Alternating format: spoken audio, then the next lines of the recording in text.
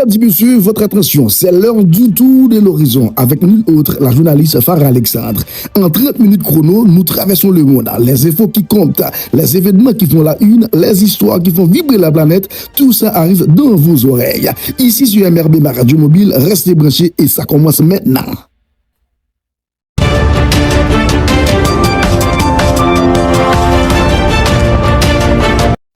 Bonjour à tous et à tous, vous êtes sur ma radio mobile, bienvenue dans votre rendez-vous Tour de l'horizon. Au micro, je suis Farah Alexandre et pendant la prochaine minute, je vous propose de faire le tour complet de l'actualité internationale. Au sommet de l'actualité, conflit entre Venezuela et les États-Unis, le président américain Donald Trump a annoncé un blocus total de pétrole sous sanction entrant ou sortant au Venezuela. Un tribunal au Pérou vient de condamner 3 policiers à 17 ans de prison chacun pour torture et violence d'une femme de 13 ans. En Colombie, un attaque par drone et explosive contre une base militaire colombienne. Selon les autorités, au moins 6 soldats tués et 28 blessés. En Russie, le président russe Vladimir Poutine a tenu sa conférence de presse annuelle, un événement important suivi de près dans le pays. Nouveauté sanitaire pour les voyageurs internationaux au Cuba, un point pratique pour les visiteurs. À partir du mois de décembre 2025, les voyageurs venant de Miami doivent désormais présenter une preuve de vaccination contre la fièvre jaune pour entrer au Cuba sur les itinéraires inclus des pays risqués.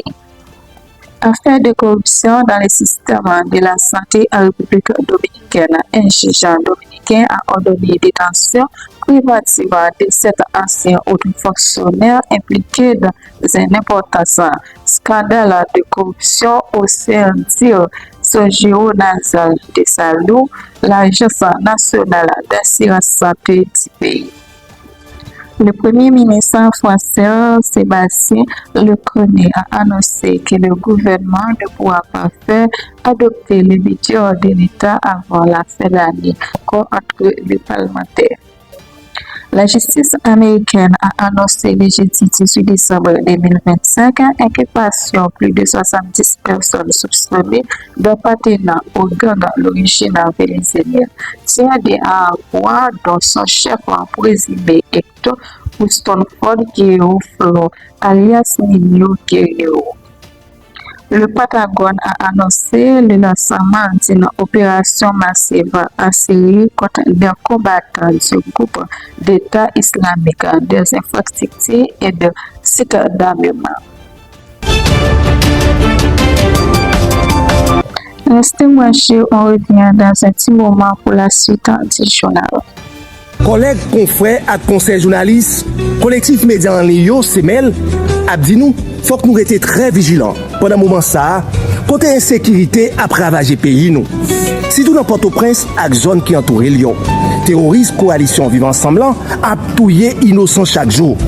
Nous connaissons travail nous important en pile, mais la vie nous plus important toujours. Nous demandons pour éviter zone côté FAIS, sans maman yo abstimer la troublaille. Si Span prend chance avec la vie nous, chaque grain dans nous compte, chaque grain dans nous important. Solidarité nous c'est force nous. Dans moment difficile ça yo, c'est ensemble pour nous rester, pour nous aider une l'autre. On nous continue de défendre vérité à courage, mais faire ça avec précaution. C'est même camper avec nous pour sécurité et avenir journaliste haïtien. Ensemble, nous avons changé bagaille, mais faut que nous vivions pour nous ouais changement. Tout après la pause, merci pour votre fidélité. Le président américain Donald Trump a annoncé blocus total de pétroliers sous sanction entrant ou sortant du Venezuela, intensifier la pression économique sur le régime de Nicolas Maduro. Washington a justifié cette décision par la lutte contre les narcotrafiquants et affirmé cibler les innocents utilitaires du gouvernement vénézuélien. En cas de dénonçant cette mesure comme une violation du droit international et une acte irrationnel visant à emparer des ressources pétrolières du pays. Le blocus intervient alors que importante force navale américaine est déployée dans la mer de la Caraïbe près de côte vénézuélienne. La plus grande mobilisation militaire dans les régions depuis des décennies, officiellement dans le cadre de l'État contre antidrogue. Le gouvernement de Nicolas Maduro a ordonné à la mairie vénézuélienne d'exporter des pétroles vers l'Asie, diffusant ouvertement le blocus américain. Le pouvoir vénézuélien maintient les opérations d'exportation du pétrole, se déroulement normalement malgré ces mesures américaines, une position destinée à résumer le marché et population. Des policiers coupables de torture et de viols. Un tribunal au Pérou vient de condamner 3 policiers à 17 ans de prison chacun pour torture et viol d'une femme transgenre. Cette décision est considérée comme une mesure forte contre les abus de force de l'ordre et une avance dans la lutte contre l'impunité pour violences graves. Attaque mortelle attribuée à la guérilla contre l'armée, une attaque par drone et explosive contre une base militaire colombienne. Selon les autorités, au moins 6 soldats tués et 28 blessés. Le gouvernement accuse la guérilla armée de la libération nationale en tête derrière l'attaque survenue dans une zone rurale du département de Carcasa, près de la frontière avec Venezuela. Le ministre de la Défense a fermement condamné cette acte qualifié de terroriste. Cette violation inscrite dans un contexte de hausse des attaques rebelles. La guérilla contrôlant des zones rurales et opérant à travers le pays. Accident tragique d'un bus scolaire, un bus transportant des élèves des lycées est renversé dans un ravine dans le nord-ouest de la Colombie, causant au moins 16 à 17 morts et une vingtaine de blessures. Certaines dans un état grave, l'accident a choqué tout le pays. Les autorités inquiétant pour déterminer la cause possible incluent la fatigue du conducteur. Le président russe Vladimir Poutine a tenu sa conférence de presse annuelle, un événement important suivi de près dans le pays. Il a affirmé que les campagnes militaires russes en Ukraine progressaient de manière régulière et que les objectifs stratégiques continueront d'être poursuivis si les négociations de paix échouent. Il a aussi réitéré les demandes de Moscou, notamment l'exigence que l'Ukraine rencontre à rejoindre OTAN et ses alliés notions de neutralité. Poutine a insisté sur la position de la Russie selon laquelle la belle est dans le camp de l'Ukraine et ses alliés occidentaux pour faire avancer la discussion tout en nous qualifiant les tentatives européennes utilisant des avoirs russes gelés, voire en plein jour. Des rapports récents montrant que les forces russes ont gagné davantage de territoires en Ukraine ces dernières semaines, malgré une résistance ukrainienne soutenue. Nouveauté sanitaire pour les voyageurs internationaux au Québec, un point pratiquant pour les visiteurs à partir de ce mois de décembre 2025. Les voyageurs venant de Miami doivent désormais présenter une preuve de vaccination contre la fièvre jaune pour entrer à Cuba s'il itinéraire inclut des pays risqués. Cette exigence sanitaire vise à renforcer le contrôle et à minimiser les propagandes de maladies lors des flux touristiques. de corruption dans les systèmes de santé en République dominicaine, un juge dominicain a ordonné détention préventive de 7 anciens hauts fonctionnaires impliqués dans un important scandale de corruption au sein de l'Agence nationale d'assurance santé du pays.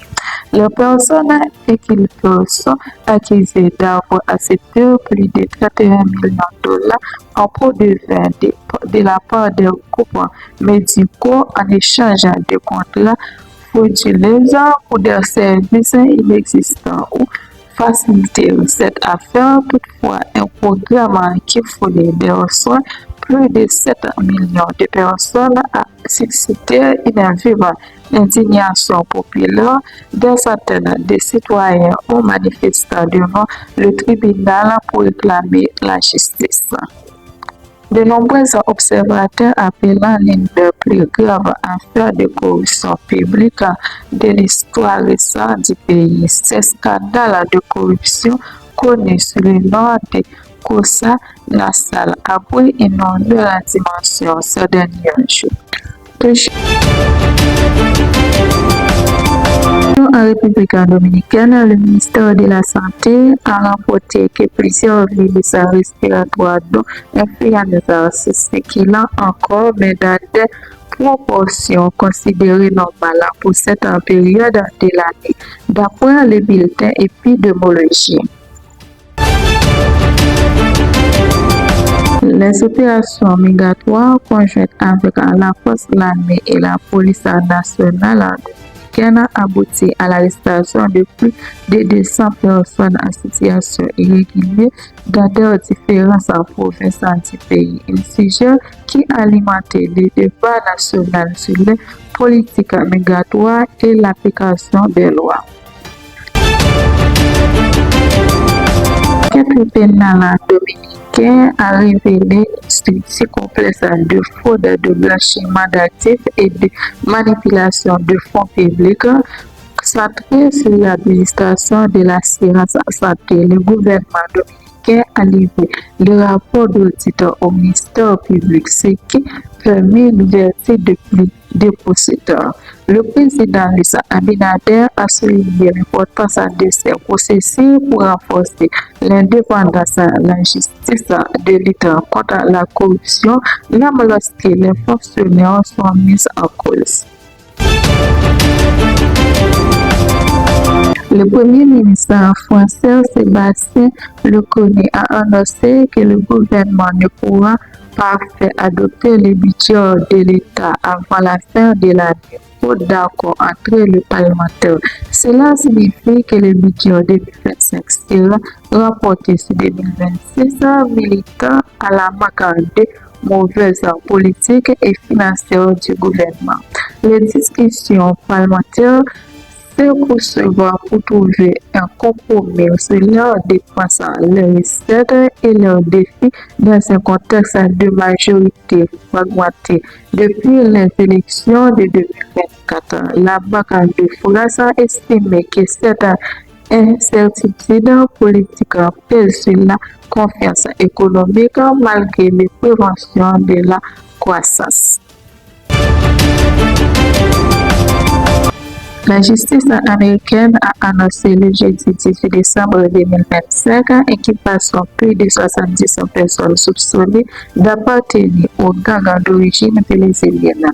Sion de Agua, dont son chef présumé Héctor Huichmann-Guerreros Flor alias Niño Guerrero. Washington a accusé ces dernières d'avoir dirigé une organisation qualifiée de terroriste impliquée dans des activités criminelles aux États-Unis et à l'international.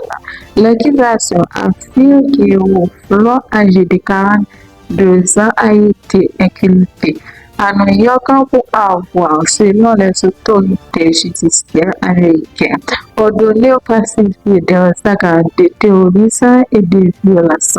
Le communiqué du département de la justice a évoqué notamment des faits de enlèvement, extorsion multinationale ainsi que le trafic de cocaïne et aux actifs du réseau.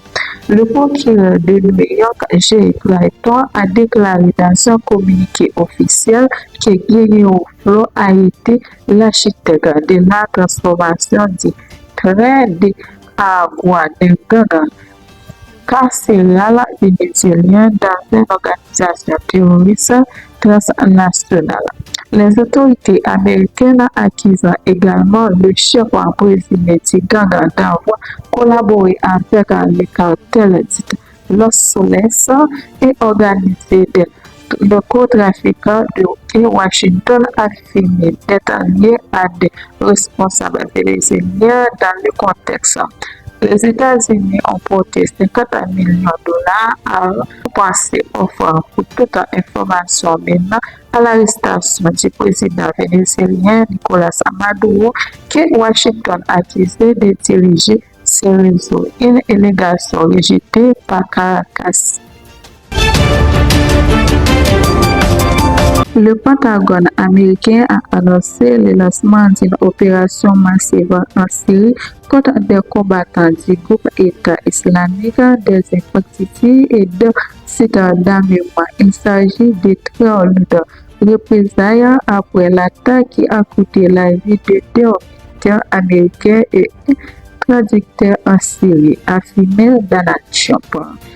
Représailles des États-Unis en Syrie, l'armée américaine a lancé vendredi 19 décembre une opération en Syrie pour éliminer des combattants du groupe État islamique, des infectieux et des sites d'armement, a annoncé le chef du Pentagone, Peter Hoxton, sur X. Il s'agit d'une réponse directe et d'une déclaration de vengeance après l'attaque qui a coûté ce samedi la vie de 2 militaires américains et un traducteur en Syrie. A-t-il ajouté, affirmant aujourd'hui, nous avons traqué et tiré des ennemis, beaucoup d'ennemis, et nous allons continuer. D'après le Pentagone. Merci d'avoir été avec nous dans cette édition. Tout de l'horizon, restez informés et surtout restez vigilants. On se retrouve la semaine prochaine dans la même heure et la même voie pour un nouveau Tour de l'horizon. À bientôt.